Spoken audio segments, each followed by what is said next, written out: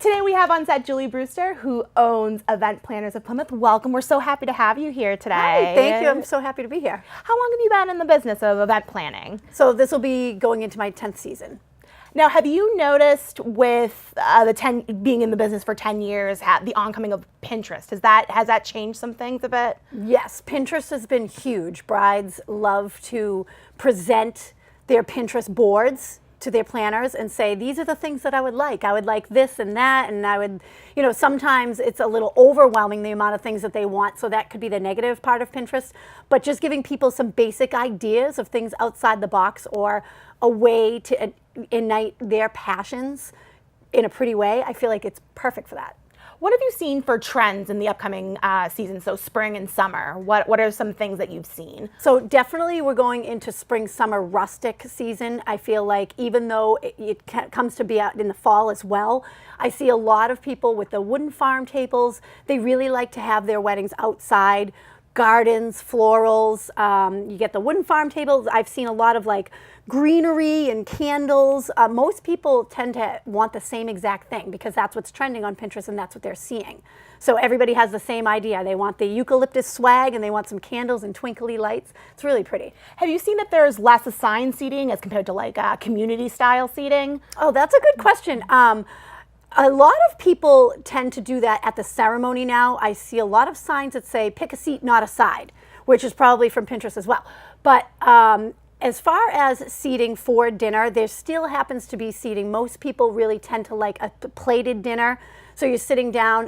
One thing that's always suggested to brides is you should do a seating chart, because what if there's 6 people that really aren't close to others and then they end up sitting down towards the end? You really don't want people to feel unwelcome, like they have no place to go. So I find that having people do seating charts tends to be a little bit better. In the long run, it's a little more stressful getting it together and it takes more time, but it is well worth it in the end. So what are some tips you have? So a couple just gets engaged. What is the first thing they need to do? You absolutely need to find your venue. So we're going into 2020 and numbers are huge. So let's say you had a wedding in 2010 on August 9th, 8, 9, 10, huge wedding day. We're going into 2020, so there's going to be celebrations everywhere, especially in Plymouth, celebrating the 400th anniversary. So you have a number. You need to get your venue. You need to get it now. You need to get it yesterday, because 2020 is going to fill up. And if you have a lot of people, a lot of guests, you definitely want to get it sooner than later. I'm sure 11/11/11 was a huge date, because there's no other date like that. Yes, absolutely. And I mentioned the 8, 9, 10 because it fell on a Saturday. Oh, right. So I don't think the 11/11/11 fell on a Saturday. So I think it was midweek, but I do know that I did have something on that day as well. What's the most popular day you think? I've noticed like a lot of Sunday weddings now, which is interesting. Yeah, Sundays tend to be a slight discount, which is why people tend to do that. So they like it, but if it's on a Sunday, I find that guests tend to not stay over. So people that are doing, let's say, a destination wedding, they're coming to a South Shore on the town, they like to stay for the whole weekend. So a Saturday wedding is more beneficial because then everybody can have a brunch the next day or do something fun with your guests. And if you have it on a Sunday, it's usually because you want a discount. But if it's a Monday holiday, you're not going to get the discount anyways.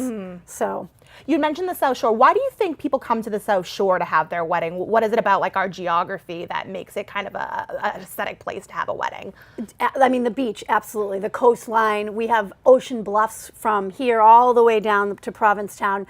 A lot of people enjoy having outside tented weddings where they have ocean views. They're seeing it in social media, these beautiful brides with the ocean backdrop. It's picturesque and people love it. So they just want that. And you can't just have that anywhere. You're not going to have it in the middle of the United States, clearly. You're right here on the coastline. It's beautiful. Nautical themes are trending and they're big. And I feel like that's something that really hasn't slowed down over the years, that people enjoy having, like some sand dollars and anchors. That whole theme is huge. But there's also a problem with that, right? Because of the climate, you never know what you're going to get with New England. What are some plan Bs that you have for couples? Absolutely. If people are having an outdoor wedding, plan B is to always say, is it okay if you get married underneath the tent? Because obviously if you're under the tent and it's raining, it's fine. So a lot of people that do the outside tented weddings kind of shy away from spring because you never know what you're going to get as far as all the rain is concerned. So I do feel like the tented weddings happen towards the end of the year in July, I'm sorry, not July, in August, when the weather is warmer and more consistent as being less rainy. So therefore, they're not even going to need a rain plan, although anything outside should definitely have a rain plan backup in case something happens. In addition to weather, what other kind of problems can you run into the day of? The day, oh, well, Yeah. I've definitely heard all kinds of stories. Problems are, the way that fabric is made these days is definitely not how our mothers' had it made. A lot of people have issues with their dresses. A lot of dresses are breaking or buttons snapping because when people try clothing on for their wedding, they're not dancing in it, they're not in it for 5 hours. They've just put it on, they stood up on something, they got it hemmed, but then when they're actually moving and working in it, things happen all the time. Pants get ripped, hems come undone, buttons pop out, and it happens all the time. So people need to have a backup plan for that. Like, let's have some safety pins. Everybody does a little bathroom basket. Make sure you're putting something in there an for your emergency own. kit. Absolutely, yes. What kind of need things would that. you recommend for an emergency kit? Like hairspray, that kind of stuff? Oh, absolutely, yes.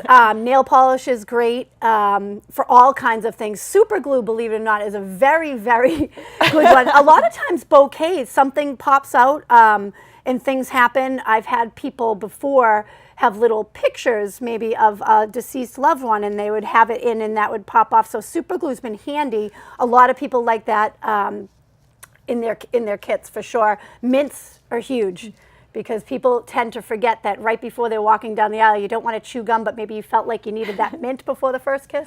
So you definitely want to throw some in there. I definitely have put on eyelashes on some of my friends on their weddings. Oh, yeah. They always tend to fall off, the tears and Not everything. with the super glue, though, please. No, Don't do super glue. All right, so we're going to get some eyelash glue, some super glue, and then we're going to throw some mints.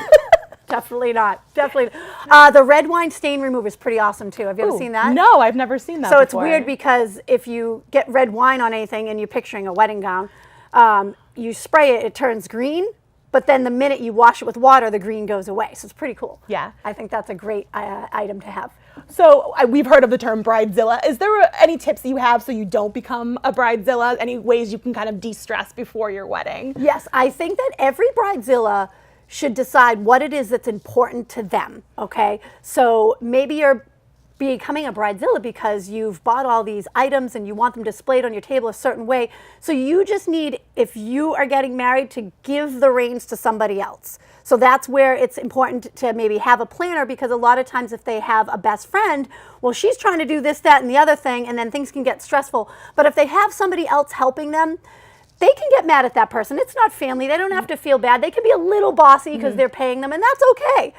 Brides tend to de-stress when they can throw everything that's in their brain to somebody else, knowing that that other person is going to do it exactly how they would like them to.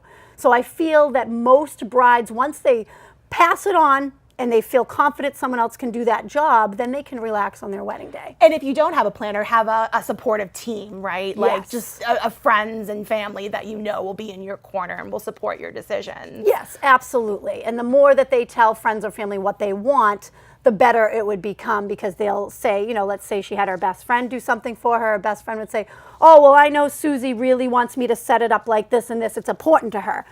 Every bride has something different that's important to them, whether it be the food, the music, the way the decor is set up. And it doesn't matter. There's no right or wrong answer, and that's what people need to know.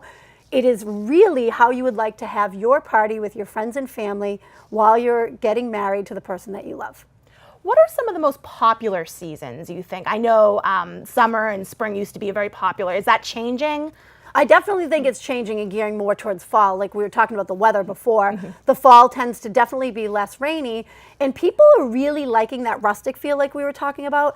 So rustic almost goes with the fall a little bit more. A lot of people enjoy outside things and then having a campfire after. I see a lot of favors these days being little s'mores packets. I love it.